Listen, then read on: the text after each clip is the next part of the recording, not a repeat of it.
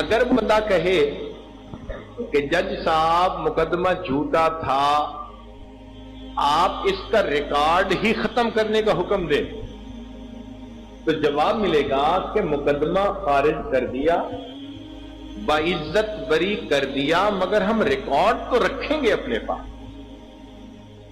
تو دنیا جھوٹے مقدمے سے باعزت بری ہونے کے باوجود ریکارڈ رکھتی ہے۔ اللہ تیری رحمت پہ قربان جائیں، ایک بندہ مجرم ہے، گناہگار ہے، خطا کار ہے، اقراری مجرم ہے، کہتا ہے میں نے گناہ کیا، اور پھر اگر وہ رحم کی اپیل کر لیتا ہے، اللہ تعالیٰ فقط گناہ کو ہی معاف نہیں کرتے، اللہ گناہ کے ریکارڈ کو بھی ختم فرما دیتے ہیں۔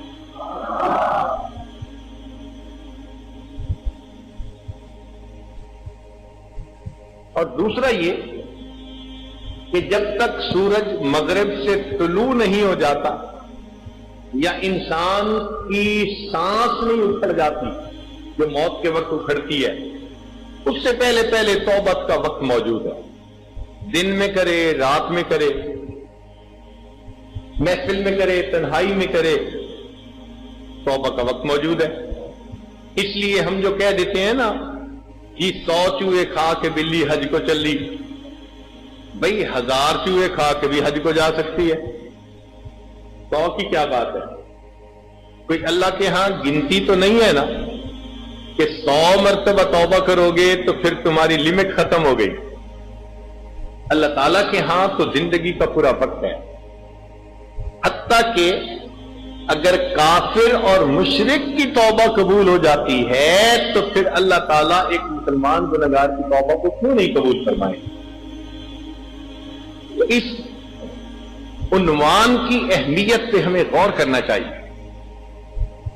ہم لگوٹ باندھ باندھ کے نکلتے ہیں میدان میں کہ ہم نے پریشانیوں کو ختم کرنا ہے، ایک ختم نہیں ہوتی دوسری اوپر سے، دوسری ختم نہیں ہوتی تیسری اوپر سے، ایسے لگتا ہے تسبیح کا دھاگا ٹوٹ گیا اور ایک کے بعد ایک پریشانی ہمارے اوپر آتی چلی جا رہی۔ پھر کہتے ہیں جی اس جینے سے تو مر جانا اچھا ہے، اب تو گھبرا کے یہ کہتے ہیں کہ مر جائیں گے، مر کے بھی چین نہ پایا تو کدھر جائیں گے۔ اس لیے ہمیں چاہیے کہ ہم گناہوں کی جان چھوڑ دیں، نیت کر لیں کہ ہم نے آج کے بعد اللہ رب العزت کے حکم کی نافرمانی نہیں کرنی۔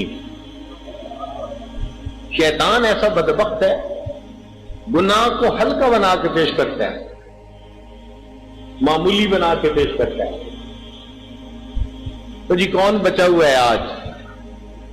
ماحول ہی ایسا ہے جی۔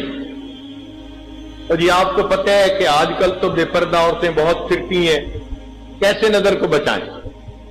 یعنی نفس اپنے اندر ہی اندر جسٹیفیکیشن گھڑتا ہے،